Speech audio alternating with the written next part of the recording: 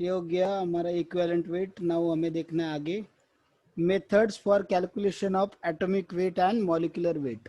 Atomic weight और molecular weight calculate करने के लिए मेथड्स देखने हैं हमें, ठीक है। तो पहला जो मेथड है, methods for determination of atomic weight is equivalent weight into valency, क्योंकि हमें पता है equivalent weight is equals to atomic weight upon valency. Yes, valence factor या वैलेंसी। तो इसलिए फिर atomic weight is equals to क्या रहेगा, इक्विवेलेंट वेट इनटू वैलेंसी। ठीक है, इतना समझा सबको? Yes sir. Next is Dulong's and Petit's law. Dulong and Petit's law, क्या नाम है उसका लॉ का? Dulong and Petit's long term patent law. Dulong and Petit's law. Yes, तो देखो ये जो लॉ है ये सिर्फ सॉलिड के लिए एप्लीकेबल है, उसमें भी एक्सेप्शन है। कौन से? बेरिलियम, बोरॉन, सिलिकॉन, कार्बन, इनको एप्लीकेबल नहीं है, बाकी इसको एप्लीकेबल है। ठीक है, क्लियर? Yes, sir. तो देखो भी next is Yes, sir. Atomic mass into specific heat. तो स्पेसिफिक हीट का यूनिट क्या है? कैलोरी पर ग्राम पर डिग्री सेल्सियस। तो अप्रोक्सीमेटली इक्वल टू 6.4। ठीक है, Yes, is sir. It clear? Yes, sir. Yes atomic mass into specific heat. Specific heat का यूनिट है कैलोरी पर ग्राम पर डिग्री सेल्सियस, अप्रोक्सीमेटली 6.4। तो atomic mass approximately atomic mass कितना आएगा? 6.4 अपॉन स्पेसिफिक हीट। पर स्पेसिफिक हीट का यूनिट क्या था इधर? कैलोरी पर ग्राम पर degree Celsius. Is it clear? Yes sir. Okay, Yes, sir. तो ये एटॉमिक मास ऐसे आएगा, हमें मिलेगा। नेक्स्ट देखो लॉ ऑफ आइसोमॉर्फिज्म। तो आइसोमॉर्फस क्रिस्टल क्या होते हैं बताता हूँ मैं आपको। अब आइसोमॉर्फस क्रिस्टल होने के लिए दो चीजें हैं। पहला तो उनका अरेंजमेंट सेम होना चाहिए। क्या होना चाहिए उनका? अरेंजमेंट, मतलब उनका अरेंजमेंट। हाँ, शेप साइज सेम होना चाहिए, अरेंजमेंट सेम होना चाहिए, पहला कंडीशन है। तो अरेंजमेंट सेम देखो, इसमें हाइड्रोजन के दो, इसमें पोटेशियम के दो, सल्फर एक, क्रोमियम एक, ऑक्सीजन 4, ऑक्सीजन 4, बराबर है। अरेंजमेंट सेम दिख रहा है आपको? Yes sir. तो उनका शेप एंड साइज भी ऑलमोस्ट सेम है इन दोनों का, और मास भी अप्रोक्सीमेटली इक्वल है इन दोनों का। ठीक है, yes Yes, sir. Yes, sir. इसमें sir. देखो, Sir. वैसे इसके अंदर भी देखो, इसके अंदर भी देखो, arrangement is same, almost mass is also same, बस कंपाउंड अलग अलग है। तो ये पहला कंडीशन। दूसरा condition, they can grow in saturated solution of each other. तो पहले तो सैचुरेटेड सॉल्यूशन पता होना चाहिए आपको। What do mean by saturated solution? Anybody knows? Yes, can anyone tell me what is saturated solution? नहीं पता किसी को? ठीक है, देखो, अगर सपोज कोई रोज तीन चपाती खाता है, ठीक है, तो अगर उसने 2 खाया, 3 खाया और 5 खाया सब, तो क्या होगा बोलो? इसमें 2 खाया तो और खा सकता है कि नहीं चपाती हो? Yes. Yes sir. Yes, खा सकता sir. है ना? तो ये और खा सकता है, तो इसका मतलब उसका कैपेसिटी जितना है उससे कम खाए। वे 3 का कैपेसिटी, उसने 3 खा लिया, तो उसका क्या हो गया? पेट भर गया, बराबर है। Yes. Yes sir. Yes, तीन sir. खाया तो कुछ sir. प्रॉब्लम नहीं होगा, 2 खाया तो जल्दी भूख लग जाएगा, जल्दी फिर से भूख लग जाएगा। 3 खाया तो ठीक है, अच्छा है, कुछ प्रॉब्लम नहीं है। 5 खाया तो क्या हो जाएगा? उसको वोमिटिंग आ जाएगा, क्योंकि उसने उसकी कैपेसिटी से ज्यादा खा लिया है, पेट खराब हो गया, इंडाइजेशन वगैरह कुछ तो प्रॉब्लम होगा उसको। ठीक है, तो ये जो 2 है, that is your unsaturated solution. ये क्या है आपका? Unsaturated Unsaturated solution. Unsaturated solution. ये 3 है मतलब सैचुरेटेड Saturated सॉल्यूशन, solution. और 5 मतलब super saturated solution. Clear? Yes, sir. Yes, Yes, sir. sir. तो जो Yes, sir. जितना जितना सोलिबिलिटी है, अगर सोलिबिलिटी से कम अगर क्या किया, उसमें डिजोल्व हो गया सब्सटेंस, तो अनसैचुरेटेड। जितना सोल्यूबल है उसका जितना कैपेसिटी, उतना ही डिजोल्व हुआ तो सैचुरेटेड। सैचुरेटेड। उससे ज्यादा अगर उसमें सब्सटेंस डाल दिया तो super Super saturated. Saturated. Clear everyone? Yes, sir. Yes, yes sir. Sir. Sir. Okay, ये हो गया अपना क्या बोलते हैं, सैचुरेटेड सॉल्यूशन। अभी देखेंगे कि it should grow in the saturated solution.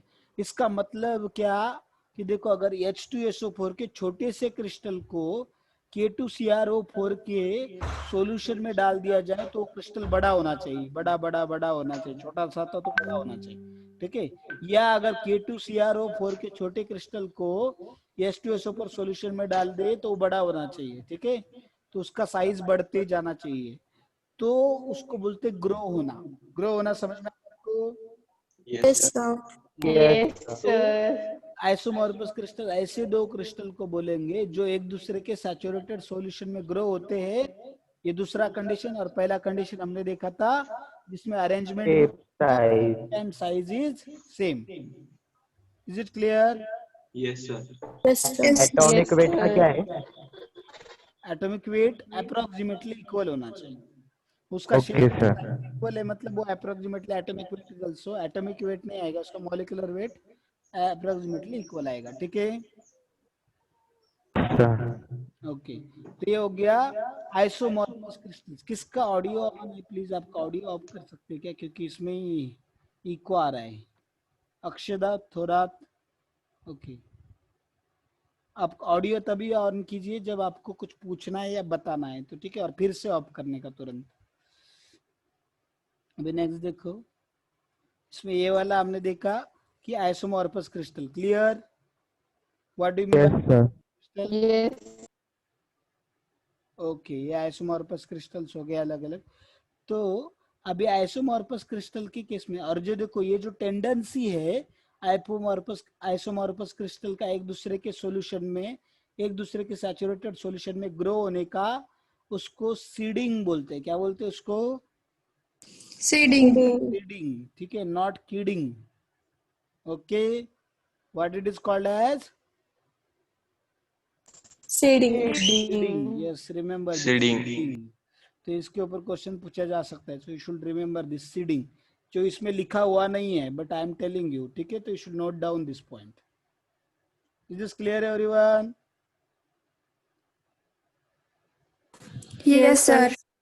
Okay, next देखो, अभी आगे चलते हैं हम लोग। तो कंक्लूजन क्या है कि इसमें हमें फॉर्मूला चाहिए इक्विवेलेंट वेट का, ठीक है, सॉरी एटॉमिक वेट का। तो क्या करेंगे हम लोग, देखो एलिमेंट ए का अगर मास कुछ x ग्राम एलिमेंट ए का अगर C के साथ कंबाइन होता है, और एलिमेंट बी का भी x ग्राम ही क्या होता है, C के साथ कंबाइन होता है, तो उस केस में दोनों के जो मासेस है, इस एलिमेंट ए का जो मास है अपॉन एलिमेंट बी का जो मास रहेगा, उन दोनों का रेशो किसके बराबर रहेगा? Atomic mass of A and atomic mass of B के बराबर रहेगा, ठीक है। ये फॉर्मूला है, मतलब क्या रहेगा? Mass of A upon mass of B is equals to atomic mass of A upon atomic mass of B. Clear? Yes, sir. Yes, sir. Yes, ये sir. कब अप्लीकेबल है? जब हम देख रहे हैं कि वो आइसोमॉर्फस क्रिस्टल होने चाहिए, और दूसरा कंडीशन है कि एलिमेंट ए का कुछ एक सेम मास सी के साथ कंबाइन हो रहा है, एलिमेंट बी का सेम मास सी के साथ कंबाइन हो रहा है, तो उस केस में वैसा होगा, ठीक है। Yes, sir. Yes, sir. देखो वोलेटाइल क्लोराइड मेथड। तो वोलेटाइल क्लोराइड मेथड में अभी देखो, ये ऑलरेडी हमने देखा है थोड़ा इसका इक्विवेलेंट वेट के लिए, बट अभी इसमें देखो कैसे निकालेंगे। तो डेटा क्या क्या चाहिए आपको इसमें, देखो सबसे पहली कंडीशन क्या है इसके लिए, क्लोराइड जो है एलिमेंट का वो वेपर फॉर्म में होना चाहिए। सपोज एम है तो क्लोराइड मतलब क्या हो, क्लोरीन के साथ कंबाइन होगा MCl, तो दैट इज मेटल क्लोराइड। तो वो क्या होना चाहिए, वेपर फॉर्म में होना चाहिए। कौन से फॉर्म में? Paper form. तभी ये मेथड यूज कर सकते, नहीं तो नहीं कर सकते। Clear? Yes, sir. Okay, next देखो, Yes, ये सब कैलकुलेट करने के लिए हमें दो चीजों की जरूरत है। पहला तो हमें वेपर डेंसिटी ऑफ क्लोराइड की जरूरत है, vapour density of chloride. Second is equivalent weight of element, ठीक है। क्या क्या दो चीजें पता चाहिए? पहला चीज, Vapor density of chloride. Density of chloride. Yes, what is second thing? Equivalent Equivalent weight of rate of element. या equivalent weight of element, yes, good. तो अगर देखो अभी हम क्या करते हैं, एज्यूम करते जो वैलेंसी है एलिमेंट का वो x है। कितना है वैलेंसी एलिमेंट का? X. X. तो ठीक है, फॉर्मूला क्या होगा मेटल क्लोराइड का? देखो अभी हमें पता है कि मेटल का वैलेंसी कितना है, पता है x है, और क्लोरीन का वैलेंसी कितना होता है बोलो? क्लोरीन का वैलेंसी कितना होता है? 1, है ना? 1. तो देखो अगर ये दोनों कंबाइन होते हैं कंपाउंड बनाने के लिए, तो यम के कितने एटम होंगे और क्लोरीन के कितने एटम होंगे? जितना क्लोरीन का वैलेंसी उतने यम के एटम होंगे, और जितना यम का वैलेंसी उतने क्लोरीन के एटम होंगे। समझा? इसका Yes. वैलेंसी उसको, उसका वैलेंसी इसको। Is it clear everyone? Yes, sir. Yes, sir. Yes, sir. Next देखो, अभी हम लोग क्या करने वाले, इसमें अभी इन दोनों का वैलेंसी ऐसा है, तो फिर क्या मिलेगा हमें? MCl(X), क्योंकि m का सफिक्स कुछ नहीं मतलब 1 है, और Cl का कितना है? X, क्योंकि मेटल का वैलेंसी कितना है? X। ये केस का फॉर्मूला आ गया हमारा, क्लोराइड का फॉर्मूला आ गया। Is it clear? Yes, sir. Okay, तो मॉलिक्यूलर वेट निकालना है मुझे क्लोराइड का, तो कैसे निकालूंगा?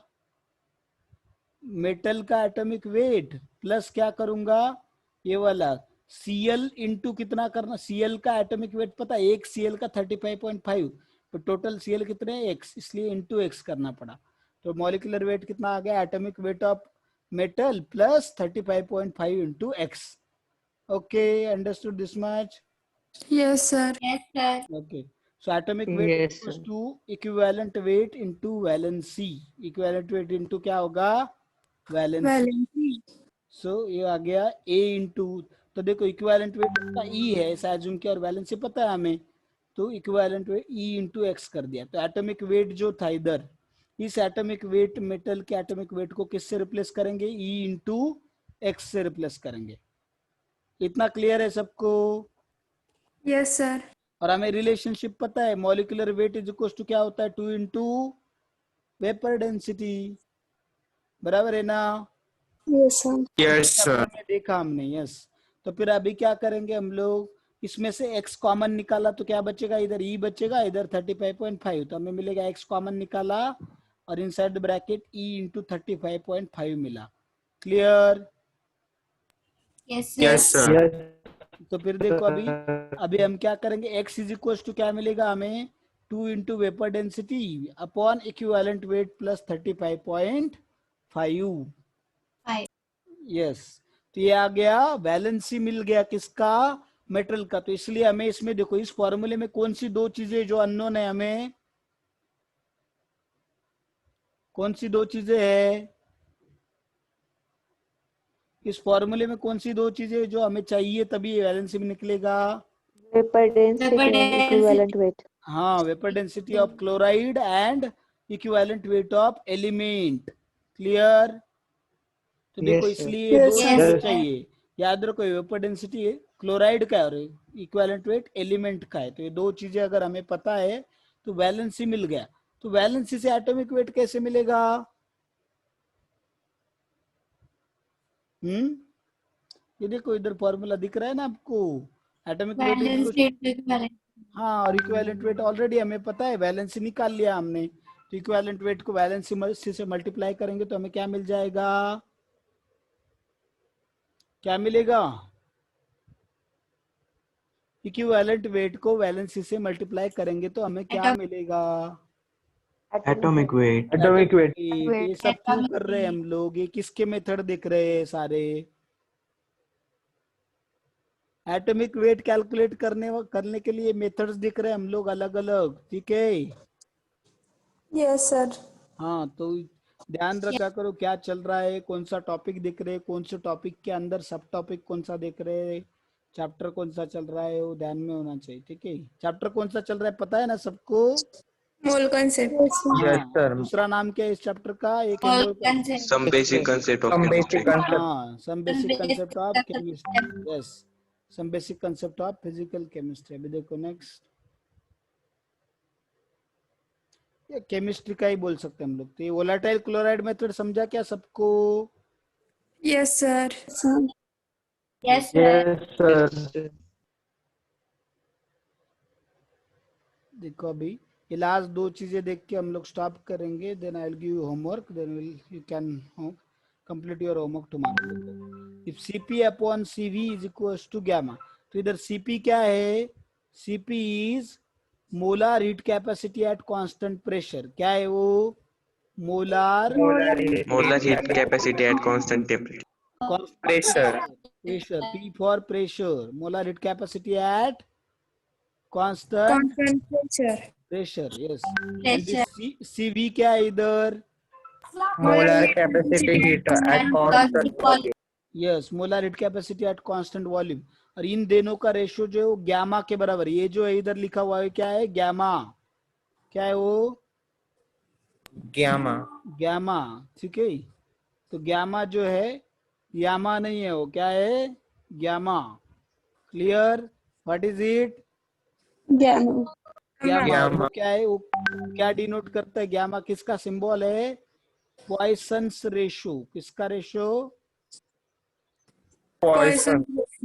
ठीक है, पॉइजन मत बोलना। कोई भी माँ अपने बेटे का नाम पॉइजन नहीं रखेगी, बराबर है ना? तो it is Yes. Ratio, Poisson's. Clear? Yes, sir. Poisson's ratio देखो, अभी अगर गैस का एटॉमिसिटी 1 है, मतलब उसमें एक ही एटम है उसके मॉलिक्यूल में, तो फिर उसको मॉलिक्यूल लेके उसका सिंगल फॉर्म, जैसे नोबल गैसेस है वो एक अकेले ही देते हो, है ना? सिंगल है बेचारे। तो अगर सिंगल है तो फिर क्या होगा? देखो उसका गैमा कितना आएगा? 5/3, दैट इज 1.66। ठीक है, समझे? Yes, sir. हाँ, ये हो गया। गैमा इज 5/3, 1.66, सिंगल है वो, तो उसका गैमा इतना आ गया, पॉइसन्स रेशियो। फिर उसके बाद एटॉमिसिटी विल बी 2।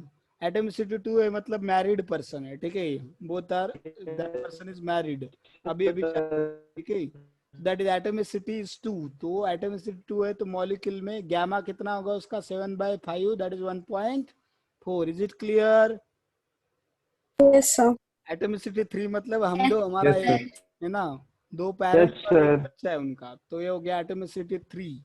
जैसे कि इसका एग्जांपल ओजोन, इसका नाइट्रोजन और इसका हेलियम। समझे सबके एग्जांपल?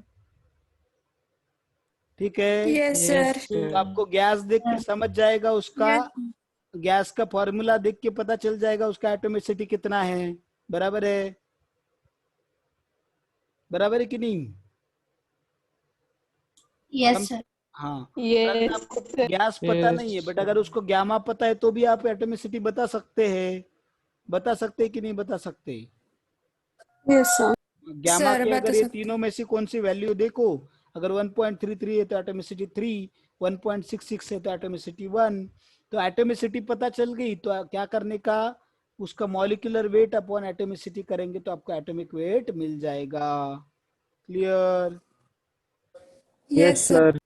हाँ, तो ये हो गया fifth method. Next last method देखो, ये वाला ऑलरेडी हमने देखा है। Molecular weight is equal to 2 into vapour density, वो हमें पता है मॉलिक्यूलर वेट का।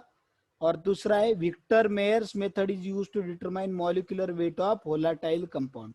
वोलाटाइल कंपाउंड का मॉलिक्यूलर वेट कैलकुलेट करने के लिए कौन सी मेथड यूज की जाती है?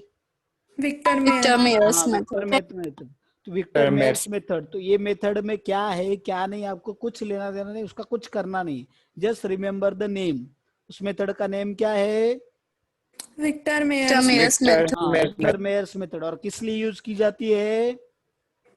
To find the molecular Molar weight. Molecular weight किसका? Volatile compound. वोलाटाइल कंपाउंड का। वो याद रखो, हर एक कंपाउंड का मॉलिक्यूलर वेट कैलकुलेट करने के लिए यूज नहीं करते, उसको molecular weight of volatile compound का ही करने के लिए यूज किया जाता है। Clear? Yes, Yes, sir. sir. तो will Yes, stop sir. What? So what is volatile? आवाज आपका नहीं क्लियर आ रहा है कुछ भी। So she is asking what is volatile. Volatile मतलब जिसके वेपर फॉर्म हो सकते हैं, उसको वोलाटाइल बोलते हैं। ठीक है, जैसे आपका पेट्रोल है, अगर उसको किसी बॉटल में रखते हैं और उसको खुला छोड़ देते तो क्या हो जाएगा? थोड़ी देर के बाद Evaporate. इवापोरेट हो जाएगा। खुद से होता है, उसको आग लगाई थी क्या किसी ने? No, sir. नहीं, खुद से इवापोरेट हो रहा है ना, तो दैट इज वोलाटाइल कंपाउंड। कर्पूर भी आपने ऐसा रखा खुला, तो क्या हो जाएगा? वो चला जाएगा, उड़ जाएगा, है ना? Vapor. हाँ, तो वेपराइज हो जाएगा, तो उसको वोलाटाइल कंपाउंड बोलते हैं। ठीक है, समझे?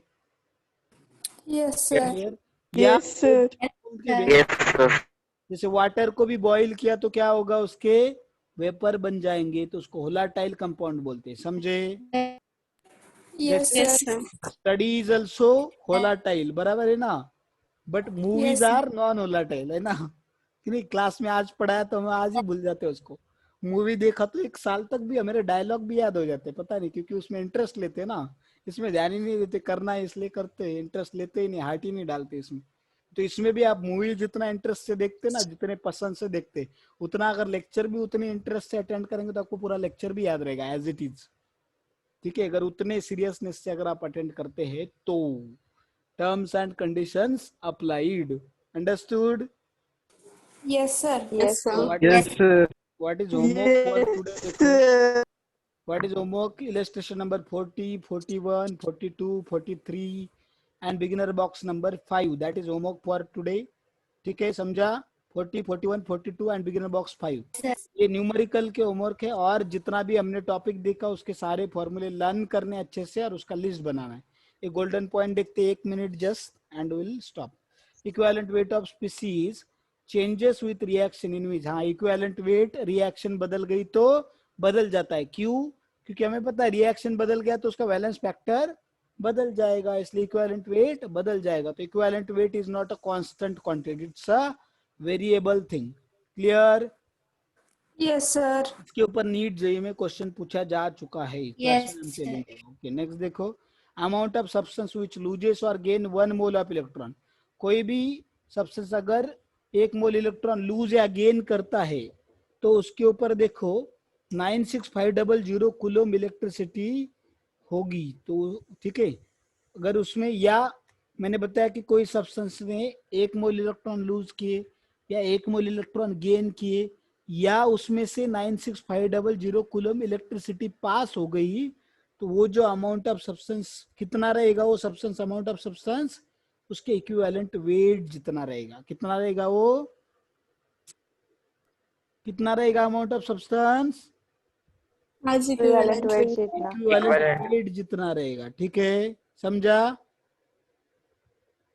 Yes, Yes, sir. sir. Okay, then we'll stop here now. Thank you very much, everyone. Thank you, Thank you, sir. Thank you, sir. Thank you, sir. Welcome.